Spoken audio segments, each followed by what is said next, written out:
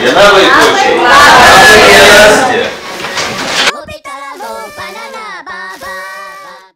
Taigi, kada pirmą kartą buvo paminėtas Lietuvos vardas? Prašau. 1009 metais.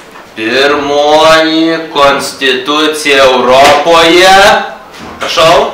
Lietuvos. Ir kas pasakys, kur savo vaikystę praleido Čiurlionis? Prašau.